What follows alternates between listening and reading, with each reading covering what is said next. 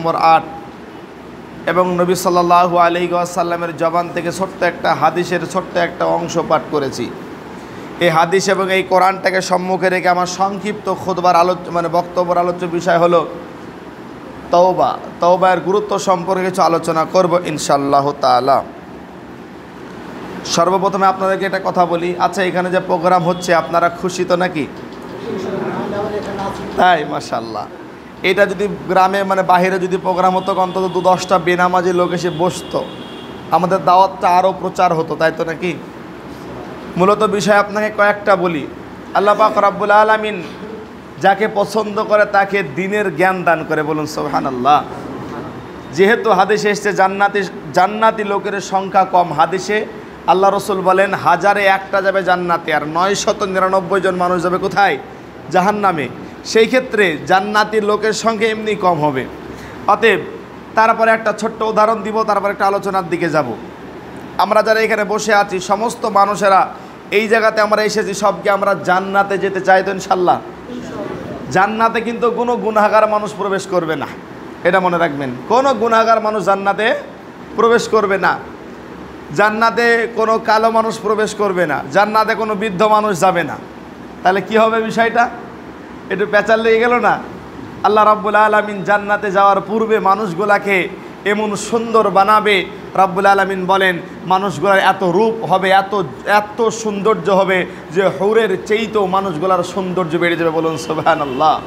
কালো মানুষ আর কালো থাকবে না, বৃদ্ধ তখন আর বৃদ্ধ থাকবে না, তখন সব 33 বছরের নওজোয়ান যুবক হয়ে যাবে, আর নিষ্পাপ মানুষ এই জান্নাতে ঢুকবে।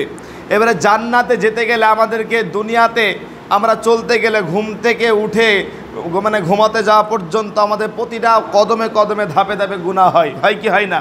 প্রতিটা মানুষের গুনাহ হয়। এই গুনাহগুলাকে আমাদের তওবা করার মাধ্যমে মাফ করাতে হবে, তওবা করার মাধ্যমে মাফ করাতে হবে। এই যে পৃথিবীর বিষয় বা আমাদের মূল বৈশিষ্ট্য। এবারে আপনাকে ছোট্ট একটা উদাহরণ দিই। একজন ব্যক্তি রাস্তা দিয়ে হেঁটে যায়, হাতে একটা বোতল আছে, বলুন তো কি আছে? বোতল আছে। তো দিয়ে দেখছেন যে রাস্তার উপরে একটা চার্জ, যেখানে চার্জ দেওয়া হয়, চার্জ তো দেওয়া হয় মানুষ, বুঝতে পারছেন নাকি? তো চার্জ যেখানে দেওয়া হয় ওই জায়গাতে তখন ওই বোতলটা নিয়ে যেয়ে বলছে ভাই এখানে কি হচ্ছে? বলছে এখানে ব্যাটারিতে চার্জ ঢোকানো হচ্ছে। তো তখন ওই পাগল আধা পাগল মানুষটা বলছে ভাই আমার বোতলেও তুমি চার্জ ঢুকিয়ে দাও। আচ্ছা বলুন তো বোতলে চার্জ যাবে গো? কেন যাবে না? কেন যাবে না? এবার প্রশ্ন আপনাদেরকে। এই জন্য যাবে না যে বোতলের ভিতরে কোনো পার্টস নাই, বোতলে যে চার্জ ধরে রাখবে এরকম ক্ষমতা বোতলের ভিতরে নাই। এইখানে যত লোক আমরা বসে আছি যদি ভিতরটা ঠিক থাকে তাই আলোচনা কাজে লাগবে, আর ফাঁকা যদি বসে থাকেন তো কোনো ফায়দা হবে না। ওর জন্য কোরআন বলেছে ওয়াযাক্কির ফাইন্না যিকরা তানফাউল মুমিনিন, মুমিনদেরকে উপদেশ দাও, ইমানদার উপকার হবে। যদি এখানে বেঈমান বসে থাকে তোর মনটা বলবে কখন শেষ হবে, নামাজটা পড়ে বাড়ি যাবো, যে বাড়ি যে চায়ের দোকানে বসে 2টি বিড়ি খাবো, 10টা কথা বলবো, আসে না এরকম মুসল্লি কিছু?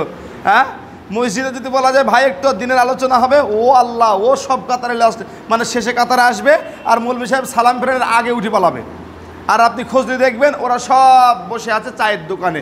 তো যাক, দুনিয়ার ফিতনা ফাসাদ সমস্ত কিছু যাচাই বাছাই ছাঁটাই করে যে আমাদেরকে এখানে একত্রিত করেছেন, তারপরে আরেকবার বলুন আলহামদুলিল্লাহ। এইবার আপনাকে আলোচনার ভিতরে যাই, যেহেতু উদাহরণ দিতে গেলে অনেক সময় লেগে যায়।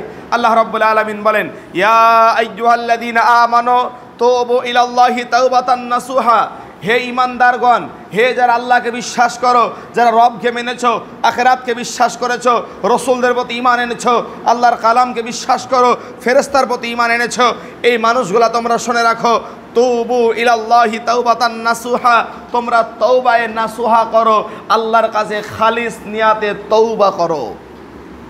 মুহাদ্দিসগণ এই আয়াতের তাফসিরে লিখেছেন প্রতিটা পাপ থেকে তওবা করা ওয়াজিব। বলুন প্রতিটা পাপ থেকে তওবা করা ওয়াজিব। প্রতিটা পাপ থেকে তওবা করতে হবে আমাকে আপনাকে। উদাহরণ দিই, আল্লাহ রাসূল সাল্লাল্লাহু আলাইহি ওয়াসাল্লাম তিনি বলেছেন কুল্লু বানি আদম খাত্তা, প্রতিটা বানি আদম ভুলের ভিতরে, সবাই আমরা ভুল করি কি করি না? কেউ কি আছে এমন মানুষ ফেরেশতা আছে? কেউ এরকম মানুষ নাই যার ভুল নেই। আল্লাহ রসুলকে প্রশ্ন করা হলো ইয়া রাসূলুল্লাহ মানুষ যদি ভুল না করতো তাহলে কি হতো? নবী বললেন, মানুষ যদি ভুল করা ছেড়ে দিত, গুনাহ করা ছেড়ে দিত, তাহলে আল্লাহ এই পৃথিবীতে মানব সম্প্রদায়কে ধ্বংস করে এমন একটা জাতিকে পৃথিবীতে তৈরি করতেন যারা সকালবেলায় পাপ করত, সন্ধ্যেবেলায় ক্ষমা চাইতো, সকালবেলায় পাপ করত, রাত্রিবেলায় ক্ষমা চাইতো। আল্লাহ সবচেয়ে ওই মানুষটার প্রতি খুশি হয়। নবী সাল্লাল্লাহু আলাইহি ওয়াসাল্লাম বলেছেন, 4 প্রকার শ্রেণী, 4 প্রকার মানুষ যারা আছে এরা নিষ্পাপ হয়ে যায়। কয় প্রকার মানুষ আছে? 4 প্রকার। এক, নবী বলেন, একজন মা তার সন্তানকে যখন ভূমিষ্ঠ প্রথম দিন যখন জমিনে আসলো বাচ্চা সন্তান, তার কোনো পাপ থাকে না। তার কোনো কি থাকে না? তার পাপ থাকে না। বাচ্চা ছেলে, ওর পাপ করার কোনো ক্ষমতা নেই, ওনার পাপ থাকে না। এক। 2 নম্বর নবীজি বলেন, ওই ব্যক্তি, কোন ব্যক্তি? যে ব্যক্তি মানে যে হজ করলো আর হজটা কবুল হয়েছে, মানে এক কথাই রব হজটাকে কবুল করেছে। রাসূলুল্লাহ বলেন, যদি কোনো ব্যক্তির হজ কবুল হয়ে যায় তাহলে ওই ব্যক্তি নিষ্পাপ হয়ে যায়, ওই ব্যক্তি নিষ্পাপ হয়ে যায়। 3, আল্লাহ রসুল বলেছেন, যদি কোনো অমুসলমান যখন ইসলামের ভিতরে আসে, ইসলামের ভিতরে আসার পর আল্লাহ পাক তার পূর্বেকার গুনাহগুলোকে ক্ষমা করে দেয়। বলুন সুবহানাল্লাহ। এবার আমরা এখানে যতগুলো লোক বসে আছি, এই 3টি গুণ কিন্তু কারোর ভিতরে নাই। এই 3টি গুণ কিন্তু কারোর ভিতরে নাই, যেহেতু আমরা মায়ের পেট থেকে পড়ে আমরা গুনাহ করতে করতে বড় হয়েছি। এখানে অনেক লোক আছে, মনে কেউ হজে মনে যেতে পারেন না, আপনাদের ভাগ্য হয়নি। একটু চিন্তা করবেন, ইনশাল্লাহ। গেছেন নাকি আপনি? মাশাআল্লাহ, যাক, আল্লাহ তিনাকে কবুল করে, বললাম আমিন। আমাদেরকেও নিয়ে গেছিল আল্লাহ পাক গত রমজানে। আমি আর আমার চাচা উমরাতে গিয়েছিলাম, আলহামদুলিল্লাহ। তো বিষয়টা হলো, যেহেতু টাকা যদি আপনার থাকে, একটু দেখবেন আল্লাহর ঘর, আল্লাহর কাবাটা একটু দেখে আসবেন। জীবনে অনেক টাকা ফুরিয়ে যায়, অসুখ বিসুখ করে লক্ষ লক্ষ টাকা ফুরিয়ে যায়। একটু যাবেন, যে দেখে আসবেন আল্লাহর ঘর কাবা, যেখানে সারা জীবন নামাজ পড়লেন যেদিকে মুখ দিয়ে, ওই দিন যেদিন যাবেন, যে কাবার সামনে, কাবাকে যখন সামনে করে মুখ দিয়ে আপনি নামাজ পড়বেন, আপনার কলিজাখানা শীতল হয়ে যাবে। নিয়াত করবেন, একটু কিছু হলে মানুষে যায় ট্যুরে বেড়াতে যায়, দার্জিলিং যায় কোথায়, কাশ্মীরে যায়, আপনি একটু আল্লাহর ঘরটা দেখে আসেন। অন্তরে সবাই ইনশাল্লাহ নিয়াত রাখবেন, সকলে বলি ইনশাল্লাহ। 3 নম্বর, কোন ব্যক্তি? যে ব্যক্তি অমুসলমান ছিল, ইসলামের ছায়াতলে এসেছে, ওই ব্যক্তি কি হলো? তার পূর্বেকার গুনাহগুলা আল্লাহ ক্ষমা করে দিবে। হাদিস থেকে দলিল দিয়ে আপনাকে, আল্লাহ রাসূল সাল্লাল্লাহু আলাইহি ওয়াসাল্লামের একজন বিশিষ্ট সাহাবা, নাম হচ্ছে আমর বিন আস রাদিয়াল্লাহু আনহু। আমর বিন আস রাদিয়াল্লাহু আনহু তিনি বলেন, ইন্তিকাল করবেন, আমর বিন আস মারা যাবেন। তার বেটা আব্দুল্লাহ তার মাথার সামনের দিকে বসে আছেন। আব্দুল্লাহ বিন তার বেটা বলছেন, আব্বাজান, আপনি এরকম করে কান্না করছেন কেন? আমাদের ঠিক বুঝে আসছে না। আমর বিন আস বলেন, বেটা রে, আমি এইরকম করে কান্না করি, তুমি কি জানো না? আল্লাহ রসুল বলেছেন, কবর হলো সবচেয়ে ভয়ঙ্কর জায়গা। যে কবরের ভিতরে মানুষকে জান্নাতের বাসনা বেরোবে, যে কবরে জাহান্নামের আযাব থাকবে। অতএব কবরে যদি আটকিয়ে যায়, আমার গোটা জীবনটা শেষ হয়ে যাবে। তখন তার বেটা তখন বলছেন, আব্বাজান, আপনি তো আল্লাহ রসুলের কাছে আপনি মুসলমান হয়েছেন, তাহলে আপনার চিন্তা কিসের? আপনি এত ভাবনা করেন কেন? তখন সঙ্গে সঙ্গে আল্লাহ রসুলের সাহাবা বলছেন যে, এ আমার বেটা, এ আমার আব্বা, তুমি শোনো, আমার জীবনের 3টি কাল অতিবাহিত হয়ে গেছে। তখন আমর বিন আস বলেন, আমার জীবনের 3টি কাল অতিবাহিত হয়েছে। গুরুত্ব সহকারে হাদিসটা শোনেন। আমর বিন আস বলছেন, প্রথম যখন আমি এই দুনিয়াতে ছিলাম, বা আমার যৌবন যখন ছিল, আমার মূল টার্গেট ছিল মুহাম্মদের মাথা কাটবো, মুহাম্মদের গর্দানটা কাটবো। আমি মুহাম্মদকে যে কোনো উপায়ে, যে কোনো মূল্যে মুহাম্মদকে আমার মারাই চাই। প্রথম জীবনটা আমি আমার নবীর পেছনে মার্ডার করার জন্য ঘুরে বেড়েছি। আমর বিন আস বলেন, ওই সময় যদি আমি মরে যেতাম তো আমি জাহান্নামে নিশ্চিত হয়ে যেতাম। আমি যখন ইসলামের ছায়াতলে যখন আসলাম, আল্লাহ রসুল প্রতিটা মানুষকে যখন হাতের সঙ্গে হাত মিলিয়ে বায়াত করছিলেন, ইতিমধ্যে আমার সামনে আল্লাহ রসুল যে বলছেন, হে আমর বিন আস, তোমার হাতটা বাড়িয়ে দাও, তোমার হাতটা তুমি বাড়িয়ে দাও, আমি তোমার হাতটাতে তওবা পড়িয়ে দিই। আমর বিন আস বারবার হাতটা সরিয়ে নিচ্ছেন, বারবার হাতটা সরিয়ে নিচ্ছেন।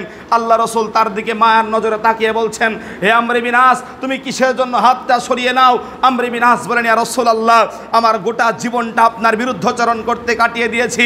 আল্লাহ রসুল, এখন যদি আপনার হাতে হাত দিয়ে আমি মুসলমান হই, তাহলে কি আমার পূর্বেকার গুনাহ ক্ষমা হবে? আল্লাহ রসুল বলেন, আমর বিন আস, তুমি এই ভয়ে তুমি আমার কাছে হাতে হাত দিচ্ছ না। আমি রসুল সাক্ষী দিয়ে বলছি, তুমি যখন আমার হাতে হাত দিয়ে কালেমা পড়বে, আমি আল্লাহর কসম করে বলে, আমর বিন আস, তোমার বিগত জীবনের যা গুনাহ ছিল আল্লাহ সব ক্ষমা করে দিবে। আল্লাহ রসুল সাল্লাল্লাহু আলাইহি ওয়াসাল্লামের সাহাবা আমর বিন আস বলেন, বেটা, আমার জীবনের 2 নম্বর সময় চলে গেছে। ওই সময় যদি আমি মরে যেতাম তো আমার আশা ছিল আমি একটু জান্নাতে যেতাম, কিন্তু আজকে আমার জীবনের শেষ পর্যায়ে আজকে দুনিয়াতে নবী নাই যে আমার রসুল আমার গ্যারান্টি দেয়নি, আমার রসুল আমাকে বলেনি আজকে আমার রসুল দুনিয়া থেকে চলে গেছে, আমার সামনে জান্নাত আমার সামনে জাহান্নাম, আমি কোথায় যাব আমার নিশ্চিত আমার কোনো চিন্তা ভাবনা নাই, আমি কোন জায়গায় যাব, আমার স্থান জান্নাত হবে না আমার স্থান জাহান্নাম হবে। আমর বিন আস বলেন বেটা আমি ওই ভয়ে কান্না করি। এইবারে বলুন তো আমি আপনি যারা দুনিয়ার জিন্দেগি যাপন করছি সাহাবা রাদিয়াল্লাহু তাআলা আনহুম আজমাইন তাদের কি ছিল ঈমান আর আমাদের কোথায় আছে ঈমান?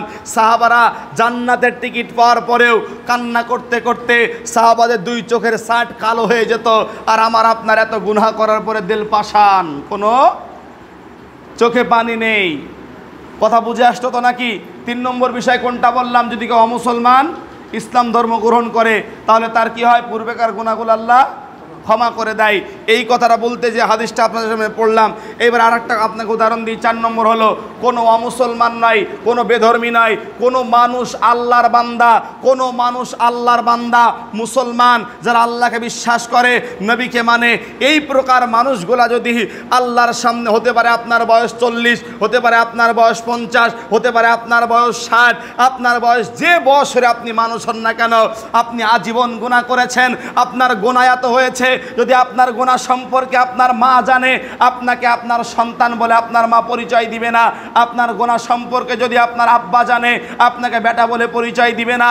আপনার গুনাহ সম্পর্কে যদি আপনার স্ত্রী জানে তাহলে আপনাকে আপনার স্বামী বলে পরিচয় দিবে না। এইটা হলো কোনটা? যদি আপনার গুনাহ সম্পর্কে যদি আপনি অতিবাহিত থাকেন। এইবার আপনি একটু খেয়াল করেন, কিন্তু আপনার আল্লাহ আমার আল্লাহ কিন্তু আপনার ওই গুনাহগুলাকে একটা একটা করে এমন করে রেখে দিয়েছেন। আল্লাহ পাক রব্বুল আলামিন আপনার গুনাহগুলাকে আস্তে আস্তে করে আল্লাহ পাক গুছিয়ে রেখেছে, আপনার গুনাহ কারোর কাছে প্রকাশ করেননি। ভালো করে দিকে কান দেন কথার দিকে একটু। এই যে গুনাহ আপনি করেছেন, আপনার অন্তরে ভয় আছে যে আল্লাহ আমি যদি মারা যাই আমার কবর হিসাব হবে, আমি যদি মারা যাই আমার কবরে হিসাব হবে, আমি যদি মারা যাই আমার কবরে এমন একটা আযাব হবে, আমি বাঁচতে পারবো না।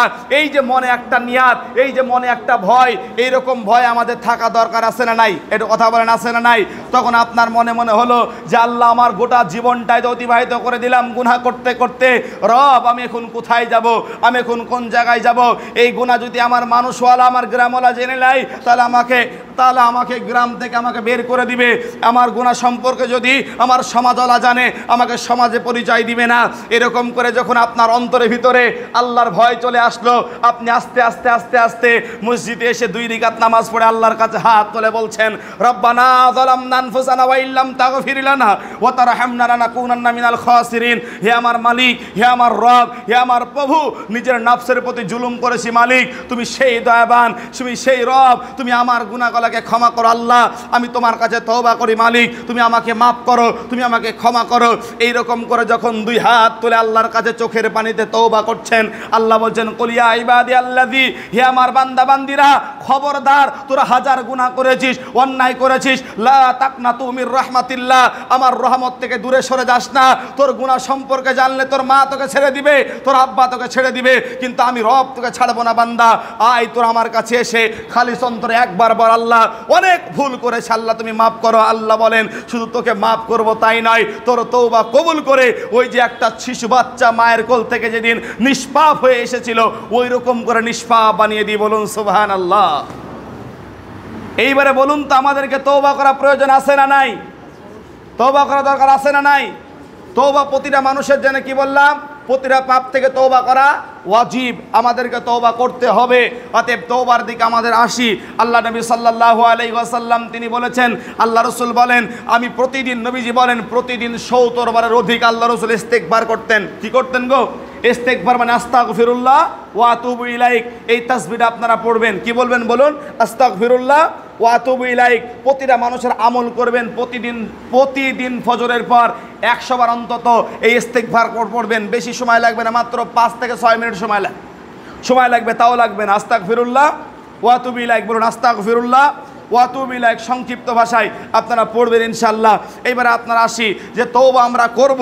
এইবার প্রথম কথা বলি, তওবা করা মুহাদ্দিসগণ 4টি শর্ত দিয়েছেন। কয়টা শর্ত দিয়েছেন গো? 4টি শর্ত দিয়েছেন। 1, তওবা করতে হবে খালিস অন্তরে আল্লাহকে সন্তুষ্ট করার জন্য। কাকে?